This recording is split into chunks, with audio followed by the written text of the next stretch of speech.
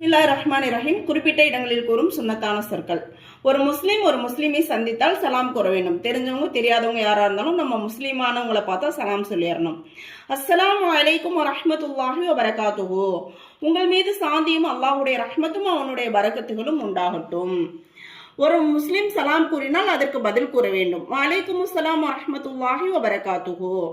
உங்கள் மீதும் சாந்தியும் அல்லாஹுடைய ரஹ்மத்தும் அவனுடைய பரக்கத்துகளும் உண்டாகட்டும்.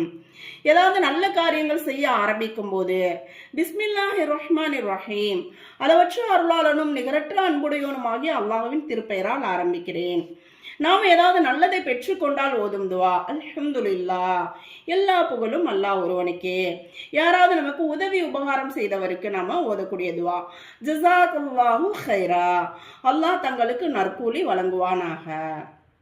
இந்த விஷயங்களை எல்லாம் நம்ம அவசியம் கடைபிடிக்கணும். ஏன்னா இதெல்லாம் குறிப்பிட்ட இடங்களில் சொல்லக்கூடிய முக்கியமான